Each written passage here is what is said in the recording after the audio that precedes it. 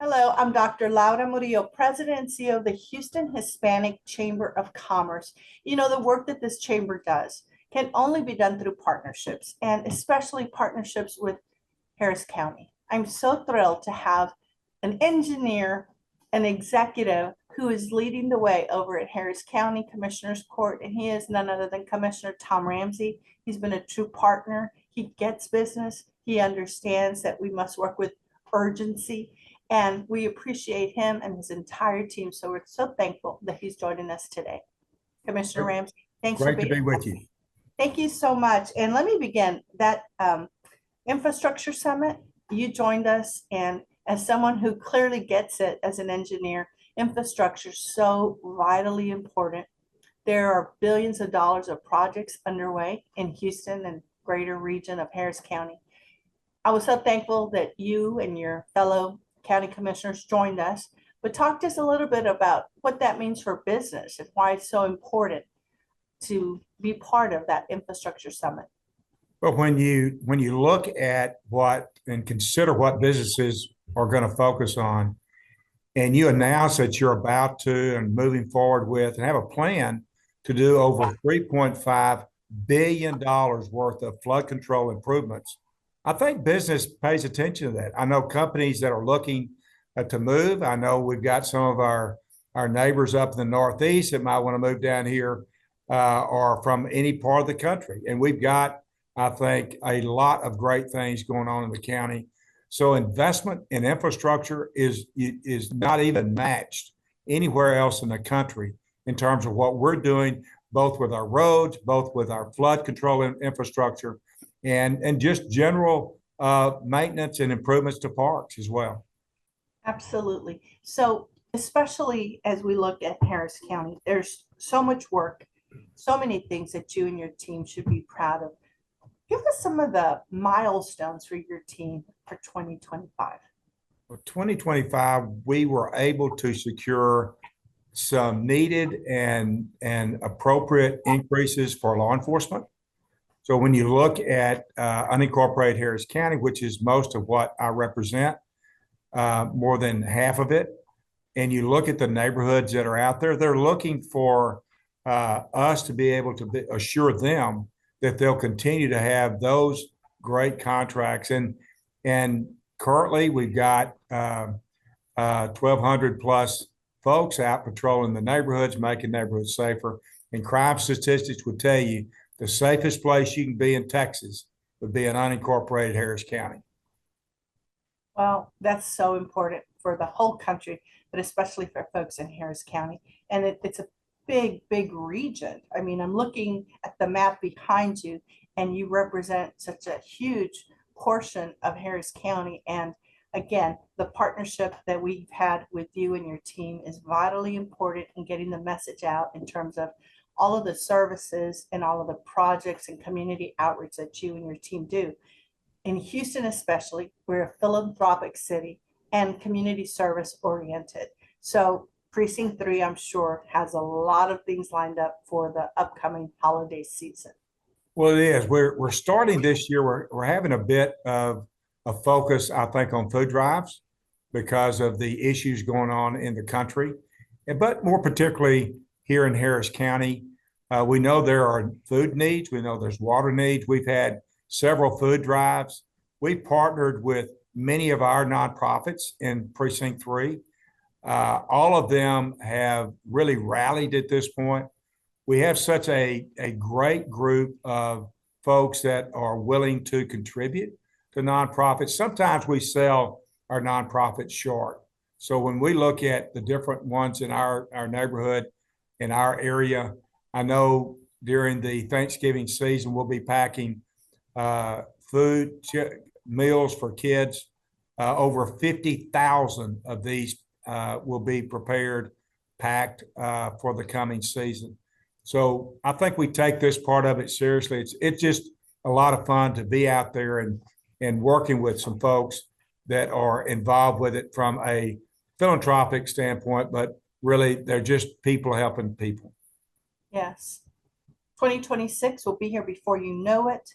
What should we know about some of your highest priorities? Well, going into 2026, I would just like for my neighbors to quit flooding me, just from a regional standpoint. I'm having some great conversations with Montgomery County, Liberty County, Waller County, and around us, just to have them secure flood mitigation requirements and get them the same as what's in Harris County. So we're working hard on making that happen.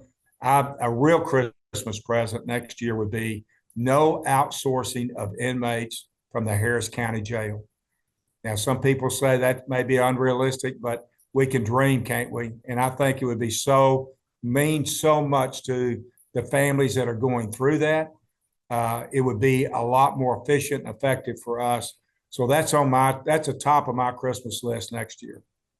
Well, it's an impressive list, and we wish you well on that because Harris County deserves that and so much more. And so just want to give you an opportunity to share a little bit about your experiences with the Hispanic Chamber. You've been really involved in, and again, I really want to emphasize the differences it makes to have strong communication with our elected officials, and your team has just been excellent at making sure that they are engaged and involved. So thank you for that. Well, the key to our economy is small business. No one on the planet does a better job than the Hispanic Chamber. Y'all focus on small business. That doesn't mean we can't negotiate multi-billion-dollar deals around the world and try to get those opportunities here. But when you're helping Julio and Julio's tire shop on Long Point, and you're focused on those businesses and making a difference in the communities, again, I think y'all set the standard. You set a pretty high bar in terms of what chambers should be doing. It's extraordinary the difference you're making in Harris County, not only in the Hispanic community, but just in general, the business community. Well, we thank you for that and wish you and your team happy holidays, Commissioner. We'll see you real soon.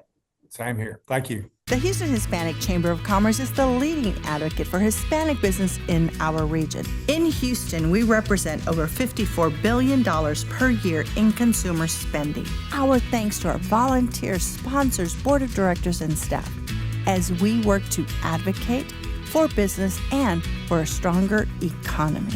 Learn more by visiting the Houston Hispanic Chamber of Commerce website, HoustonHispanicChamber.com. Hello, I'm Dr. Laura Murillo, President and CEO of the Houston Hispanic Chamber of Commerce. I'm so excited to talk to one of our great partners who does so much for our city. And you may have noticed her recently on the cover of the Houston Business Journal for the work that she and her team do as it relates to phenomenal sports, including, of course, the Dynamo, the Dash, and so much more. So let's welcome Jessica O'Neill. She's president of the Dynamo Dash of Business Operations. Thanks, Jessica. Thank you so much for having me. I'm thrilled to be here. Well, we appreciate it, and what a busy time, and so proud of the work that you and your owner, Ted Siegel, and others are doing to make sure that we have an extraordinary base with soccer, male, female, and that you bring such a big group of people to every game and people from all over the world to our great city, Houston. So I'm going to start with a huge congratulations and thank you for being a great partner to the Hispanic Chamber of Commerce. Well, I appreciate that, but we truly could not do any of this without our community, but that includes the Hispanic Chamber. You all are phenomenal stewards of our great city in so many ways, and I know represent us nationally and internationally. So we are thrilled to be locking arms with you as often as we do, and look forward to more of that. Well, thank you so much. So a lot on the horizon. So why don't you walk us through some of the big signature happenings there at Shell Energy Stadium?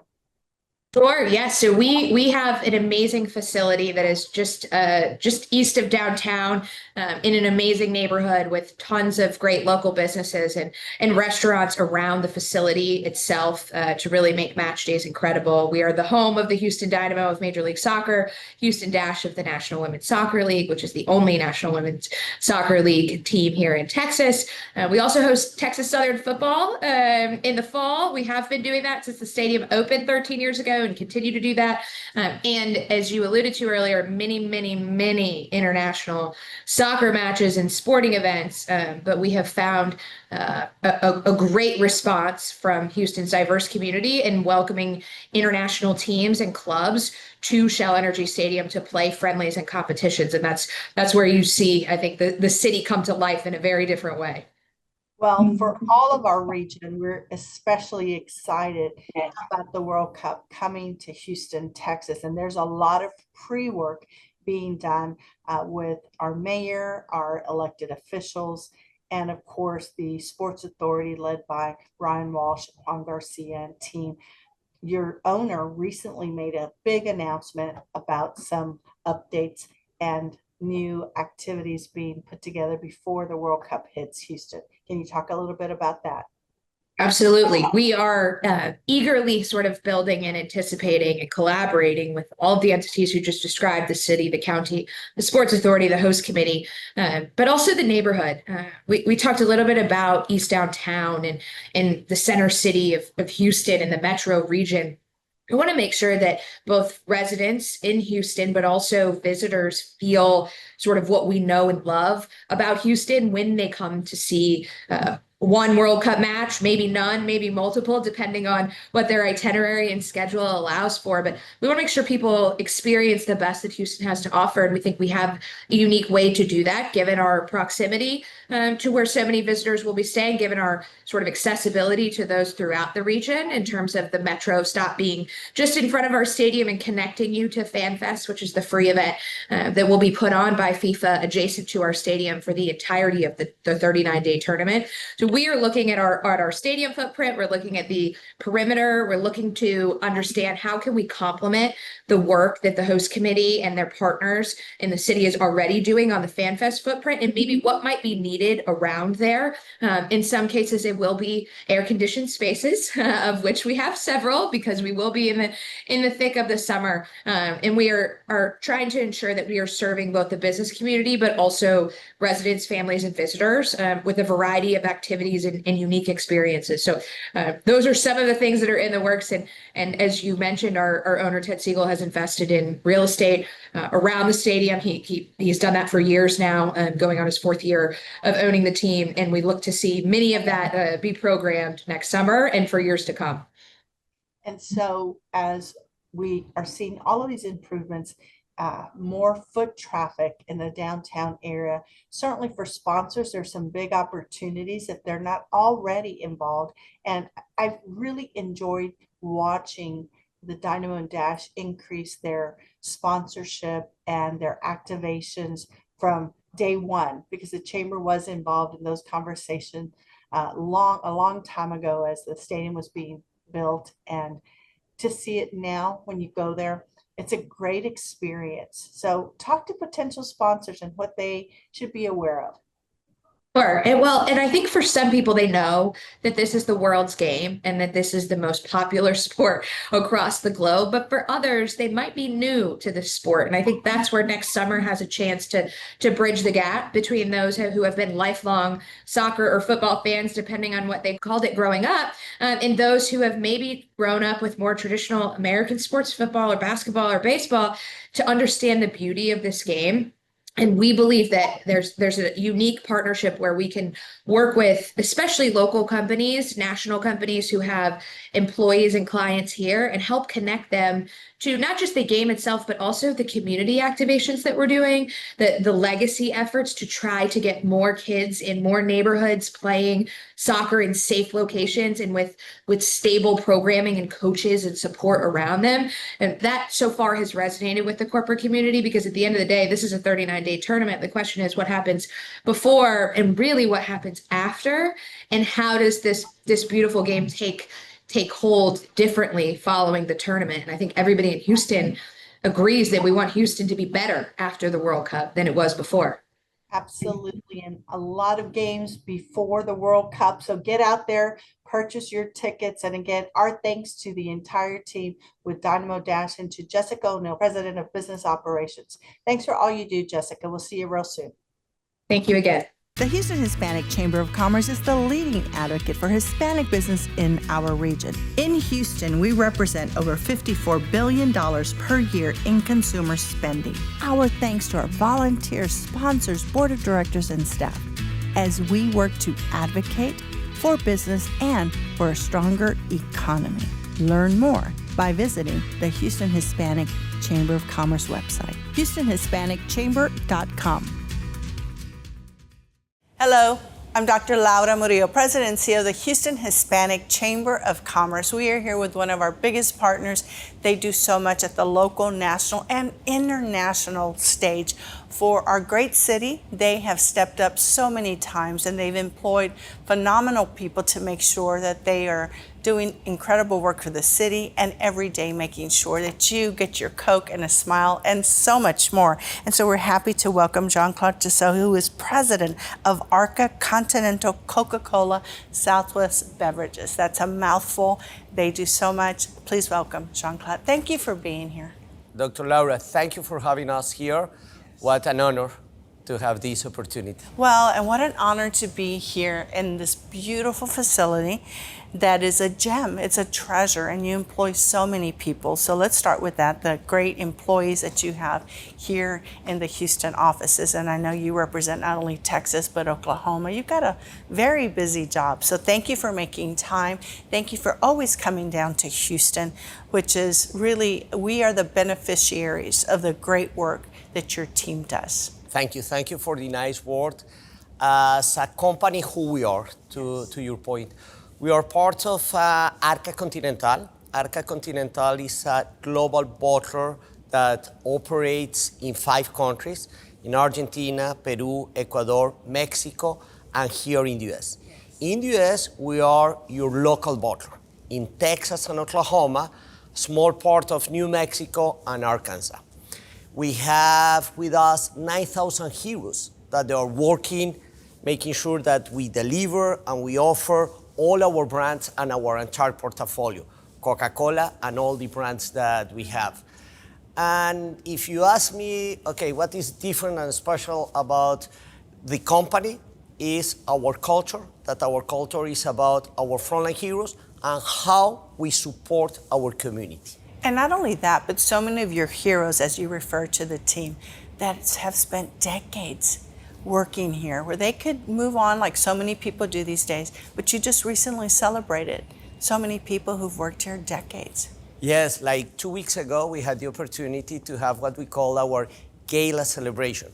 Gala is years of service that for all our heroes that they have been working with the company from 30 up until this year, 55 years, we celebrate with them and their families. And that is a special and a magic night for all of us. Absolutely. So I want to talk about something that's very, very significant that people may not be aware of. You recently, your team, earned for the second time a huge, huge award. Talk to us about that. Okay, thank you for bringing it up. We are super proud, very humble, but super proud. We won as the best bottler globally for the Coca-Cola system. They call that the Candler Cup. And the Candler Cup is the recognition of the best bottler globally. There are 200 bottlers in the world, and we were able to win it. And it's the first time that a bottler has the opportunity to win it twice. And it's a recognition, not just from the Coca-Cola company, but what is even more important, a recognition from the other bottlers, because they have to vote based on some metrics, who is the winner. Yes. And the metrics is not just about execution and result, but something that they evaluate the most is the culture of the company. And that for us is our priority number one. Yes, and we know that, again, it is very significant to have won it once, but twice. Has any bottler won it No, twice? that we are the first one that we were able to achieve that, and that's why we were super proud. And even during the event, we were like, okay, maybe we are not going to get it because we already got it in 2018. But you did it again, and what an honor, and certainly for Houston, that recognition that you are really, what it's saying is you're number one and amongst your peers, which really makes it special. So congratulations. Thank you. Very well earned, and for all that you all are doing. And so I want to talk to you a little bit about the partnership with the Hispanic Chamber. You guys have come in very strong with us, always, available, and you've done so much for Houston. I know that the partnership is one that is absolutely one that has substance and deep roots. So from your perspective, why is a partnership with the Hispanic Chamber of Commerce important to Coca-Cola? First of all, congratulations. And honestly, you're doing an amazing job. And every time that I have the opportunity to be with you, I tell you the same. You're doing an amazing job with the Hispanic Chamber. Why it is important for us? Because it connects the values that you have as an organization with the values and the belief that we have as an organization. For us, it's super important to make sure that our community is a community that is prospering. And what you are doing with that focus to develop and to support a small business, that is super important for us. We're doing that with our suppliers, and we promoted diversity and a small business. Actually, we have been investing the triple of what we used to do in the past, and we are supporting and developing a small business as a customer. Think about all the taquerias that we serve.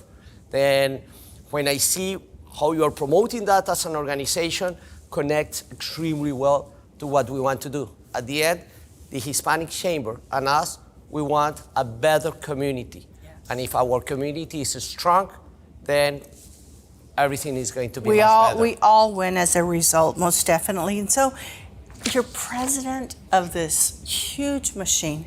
What does that mean? What is your day-to-day like as president with so many responsibilities? Honestly, I never think about it like that. I think that in our particular case, the leadership team, we have is a big responsibility that is to serve and to serve our heroes, our community, our customers. Yes. Then that is the mindset that all of us we have in our day-to-day job. Yes. And within that, one of your big roles and missions is the Hispanic Inclusion Network. What is that? Tell us about it. Then in the Hispanic Inclusion Network is about, once again, supporting a small business. Super important for us. And as I was sharing with you, Laura, we are investing a lot with our suppliers to make sure that they have an opportunity as part of that network, a small business, but we are also partnering with other organizations that they have that mindset as well. One example is with the Mavericks. The Mavericks, they have an organization to support a small business as well, and we partner with them. Very well. And around the corner, coming to our city, right, we know the World Cup, and that is going to be huge for the economy, for business, and again, you all have stepped up in a major way. So tell us how you all are feeling in terms of the excitement, and for people who have not been part of that, what should they anticipate? Okay, that question I'm super biased because I am Hispanic, I love football, soccer, and I had the opportunity to attend to all the World Cups. And what is going to happen is amazing. It's just amazing. And it's not just during the World Cup, but the entire year. We have a super opportunity for something that is going to change the city for better. And honestly, the best cities and the best state that is working to be ready is Texas and Houston. Then for us, it's a great opportunity to continue developing what we want. You with the Hispanic Chamber, us as a company, to promote our community. Small business, the activations, everything that is going to happen is fantastic. Just think about it. It's like 16 games that are going to happen in Texas. That is like having 16 Super Bowl in 1 month. Absolutely, and we want to thank all of the people who helped bring that here, including our elected officials, certainly our mayor, John Whitmire, and so many others who are really focused to make sure Houston stays on top of the very many big demands on it. And as you mentioned, this is not a one-time event. This will absolutely put a spotlight on our city globally for business to come. And so again, we want to be very respectful of the fact that there's a lot of work to be done. It's going to take all of us, but Houston can absolutely do this. And it takes great partners such as Coca-Cola and your team that has been just at the front of so much. And I think sometimes we forget that you're not just Coca-Cola, that you are, while you're global, that you have a local footprint and that you have people on your team that are out there every day, meeting with businesses, meeting with community leaders, stepping up, being actively engaged, and that you have faces behind this big brand that care. And so again, on behalf of our chamber, we want to thank you for taking that leadership role, Jean-Claude, and making sure you are present. And we're going to see you all at the gala. We're going to see you at our CEO breakfast, because we want to continue to make sure businesses are strong and that you have this chamber advocating to make sure that you all can continue doing the great work you do across the globe, but especially in our great city, Houston, Texas. Thank you, Dr. Laura. We are honored to be a part of that. We are honored to partnership with you, and we are thankful for everything that you are doing for our community. If we have our heroes smiling, happy, engaged, selling and delivering our product, making sure that they are taking care, that is our common purpose, to take care of our heroes, our community, our customer, and our brands, then we are going to be successful. But it's having the clarity of a common purpose, and we appreciate the opportunity to partnership with you and with your organization. Thank you. Well, on behalf of our board of directors and our team, we want to say thank you to you and everyone who's part of your team. Thank you so much. And we thank you for joining us. Please make sure you visit our website, and we'll see you next time. Thank you. The Houston Hispanic Chamber of Commerce is the leading advocate for Hispanic business in our region. In Houston, we represent over $54 billion per year in consumer spending. Our thanks to our volunteers, sponsors, board of directors, and staff, as we work to advocate for business and for a stronger economy. Learn more by visiting the Houston Hispanic Chamber of Commerce website, HoustonHispanicChamber.com. Hello, I'm Dr. Laura Murillo, President and CEO of the Houston Hispanic Chamber of Commerce. Something that we take very seriously here at the Houston Hispanic Chamber of Commerce is collaboration. And I'm happy to announce one of our latest partners, and that is the Texas Business Leader Alliance. Joining us is their senior advisor, none other than Sharon Jones. And we'd like to welcome Sharon to our program. Hi, Sharon. Hi, thank you so much for having me. Absolutely. And thank you for the great job you and all of the other speakers did at our previous Data Summit, which was held at the Thompson. Lots of information, including a lot that you shared with a full house, standing room only, of our sponsors, entrepreneurs, and others. So let's talk a little bit about what the Texas Business Leader Alliance does. Let's start there. What is it, and what is your mission? Sure. The Texas Business Leader Alliance, or TBLA, we launched in December of 2024 as a collaborative platform where business leaders actively shape Texas' economic future through civic engagement. And we connect private sector, government, and community stakeholders to develop solutions that to our state's challenges, recognizing that business success and community well-being are linked together. Yes. And we're led by a diverse advisory council with partners such as the Houston Hispanic Chamber, other chambers, and other businesses, large and small, focusing on key issues such as economic development, workforce policies, healthcare costs, and civic participation at large. And supporting chambers like ours with data. Yes. through your team, as we here in Houston, even though we're a huge city, there are only 4 of us working at this chamber, and it's impossible for us to try to keep up with so many different laws, policies, advocacy. And so you support not only this chamber, but many other business organizations with that data.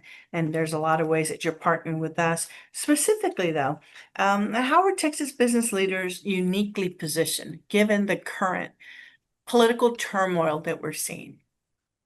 Yes, business leaders have a really respected voice that transcends some of the political discussions that we're hearing, works across divides to identify practical solutions. And speaking of data in that regard, we surveyed business owners in Texas, over 500, and 97% of them view participation in public policy discussions as crucial. 91% of those agree that a strong participatory democracy is crucial to a vibrant economy. Yet 64% acknowledge that businesses could be doing more to engage on issues that shape Texas's future.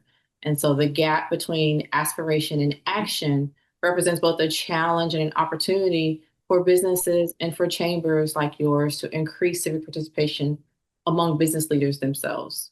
Absolutely. And what role does TBLA play then in helping these business leaders engage? So we serve as a nonpartisan connector between private sector, government, and community. We're not an advocacy organization. So our goal is to help inform discussions about the state's economic future through meaningful and civic dialogue and collaboration. We are providing resources and opportunity for business leaders to engage and to connect and to talk to one another and find out what we have in common and how we can reach goals together.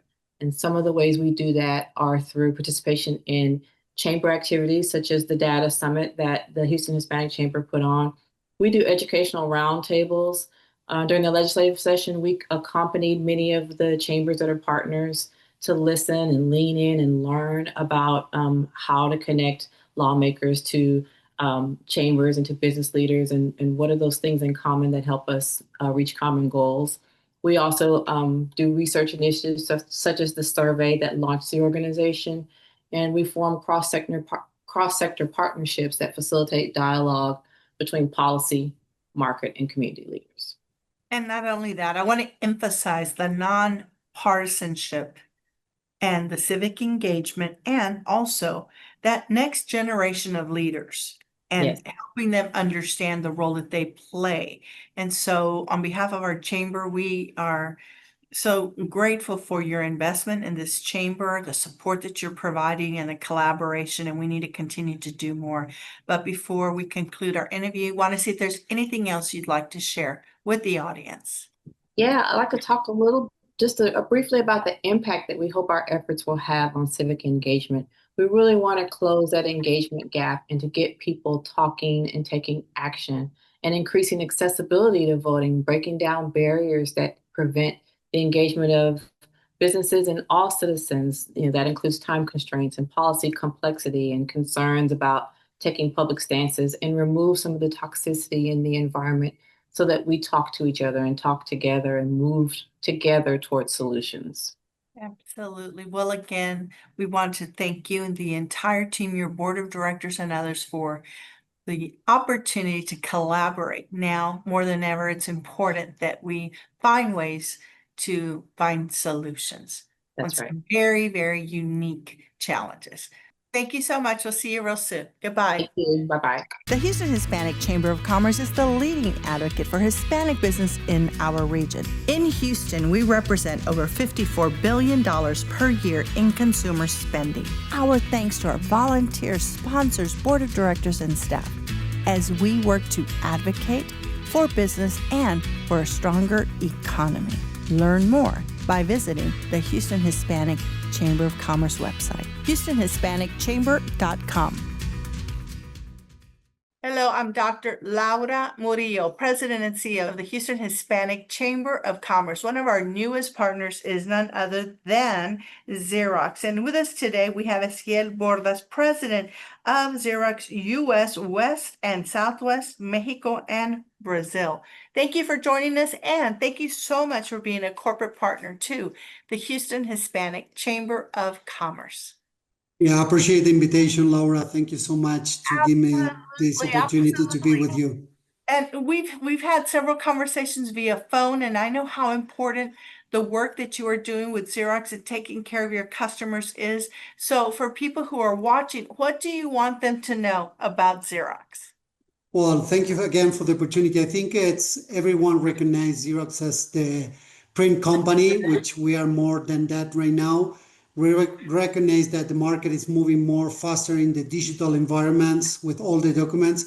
So since we started the company, when our founder started the company was focused on the document and how we can share more the information and helping customers to do better with all the information across inside the organization and outside.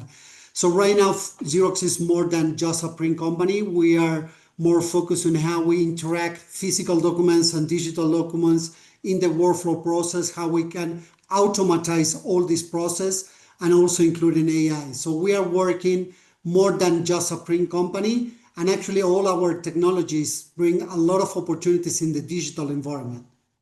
And in working with your team, I've learned a lot about Xerox that I did not know. And one of the things that I learned is that your team will go out to a business and do an analysis and help them with processes and help them understand where there's opportunity to make big changes that result in efficiencies. Can you talk a little bit more about that? Yeah, absolutely. And I thank you for this question. It's really important for us because we are not just a transactional company, which means just selling devices or technology. We are much more than that. So our approach to the customer is to have a consultative selling, which means going into the customers and understand how we can support their process to be more effective. Nowadays, make a big difference in the environment and competition environment to be more effective in the process. So that's why we are having this approach of consultative selling with specialists that not just the salesperson that is the account manager, also with analysts that understand the technology side and bring an opportunity and support how we can be better, doing better with them.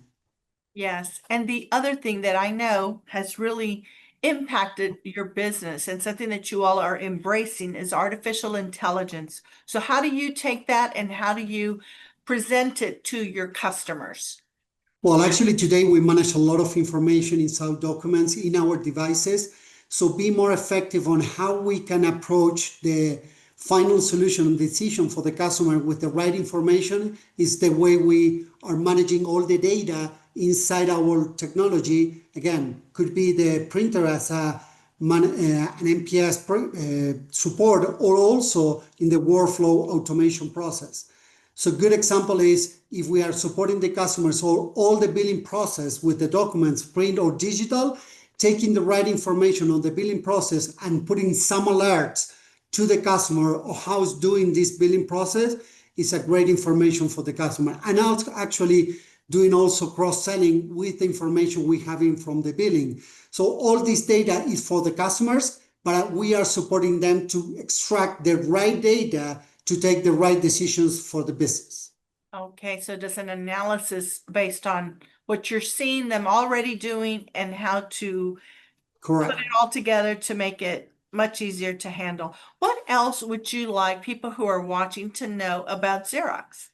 Yeah, absolutely. I think it's really important to highlight how Xerox is investing in this technology. So as you know, we bought Lexmark.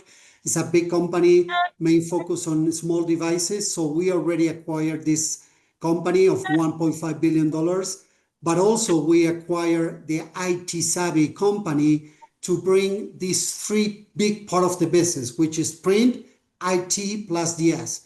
So now Xerox can interact on all the office environment with all this technology, not just the print, also IT with services and hardware and also digital services, which means more on the automation process for the companies. So we are end-to-end solution provider for our clients and potential future clients. Absolutely. And it's important to point out that Xerox is working hand in hand, not only with big corporations, but also some very specialized opportunities for those small businesses. So if you're watching, go online, set up an appointment. They'll come out to your business. They'll share best practices and give you some great advice on how you too can be a client of Xerox. Thank you so much for joining us, and thank you so much for your investment in the Houston Hispanic Chamber of Commerce, for joining us and having an expo table at all of our events. We really appreciate it, and we look forward to seeing you and your team very soon at the Houston Hispanic Chamber of Commerce. Thank you. Thank you so much, Laura. The Houston Hispanic Chamber of Commerce is the leading advocate for Hispanic business in our region. In Houston, we represent over $54 billion per year in consumer spending. Our thanks to our volunteers, sponsors, board of directors, and staff as we work to advocate for business and for a stronger economy. Learn more by visiting the Houston Hispanic Chamber of Commerce website, HoustonHispanicChamber.com. Hello, I'm Dr. Laura Murillo, President and CEO of the Houston Hispanic Chamber of Commerce. Today we have a very special guest representing Centerpoint. He is the EVP Regulatory Government Affairs, Jason Ryan. Jason, thanks for joining us today. Thank you, Doctor. It's good to be with you and good to talk to everybody today. Well, we know the vital role that you all play in our region. You've got a lot of things that you're taking care of, everything from your resiliency plan to replacing poles, trimming trees, preparing us always in advance for anything that comes our way. So let's get started first with your systems resiliency plan. Sure. Yeah, we're proud to have filed for approval by the state a resilience plan post Hurricane Beryl. We heard after the hurricane a call to action from our customers in our community, and the resilience plan is in direct response to that. It is a first of its kind plan to make the Houston area grid the most resilient coastal grid in the country. And we're excited about getting approval of that plan in the coming months and starting to implement it. Excellent. And what do residents need to know, and how is this going to directly impact them? Yeah, and so while the resilience plan is a long-term plan, we've already started the work that's going to be part of that longer-term plan. And so our customers and folks out in the community have probably already seen us replacing poles, trimming trees. So you're going to see us out and about doing that very obvious work to enhance resilience for the next number of years as we do that throughout the greater Houston region. There's other work that we're doing that's not as visible, like segmenting the distribution system to reduce the number of outages, say when a car hits a pole, or when a tree falls on a power line, or when a storm comes in. So that's not going to be as visible, but that work is just as important. Okay, speaking of trees, Houston, we're fortunate we have them all over the place. Unfortunately, we also have a lot of trees that are dying. Once again, what can you say to residents about trees that are dying? And then second part of that question is, how do we know what's their responsibility and what's Centerpoint's responsibility? That's right. Yeah. Unfortunately, with the severe cold that we had a couple of years ago, the severe drought that we had, including last year, and severe rainfall that occurs in our region from time to time, it's been a real strain on trees. So trees that might look healthy might actually be dying, and large branches might be falling in your yard. If your tree is dead, it's probably pretty obvious. There's no leaves on it at this time of year when all of our healthy trees ought to have leaves. So whatever bucket that your tree falls into, whether it looks healthy and you're concerned or it looks dead and you're concerned, you can always feel free to give us a call if the trees are near power lines. And we're happy to send a forester out to take a look at it and trim that tree if it has the risk of falling into one of our power lines. If it's a tree that's further away from the power line, in front of your house, for example, if you have a power line in the back of your house, that is your responsibility as the homeowner. And I would encourage folks to not just think about the risk of trees damaging power lines, although it's incredibly important we address those risks. But trees fall on cars, trees can fall on houses, they can fall on people, and they can also fall on our power lines. So no matter where your problematic trees are on your property, we encourage you to take care of that. Again, if it's a threat to the power line, give us a call at 713-207-2222, and we are happy to send a forester out to take a look. What else would you like the audience to hear?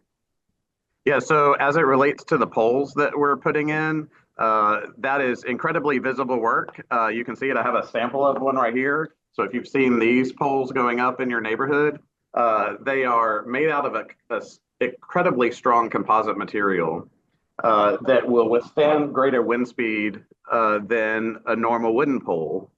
And unlike a normal wooden pole that might rot over a long period of time, this composite material will be here for many, many decades. And so those poles being replaced right now are part of how we will become the most resilient coastal grid in the country, by having these poles that will withstand much greater wind speed than a tree or a pole made out of a tree could withstand. Jason, our thanks to you and the team as you're preparing us for everyday weather, and then of course the unexpected elements that head our way. Our thanks to you and the Centerpoint team.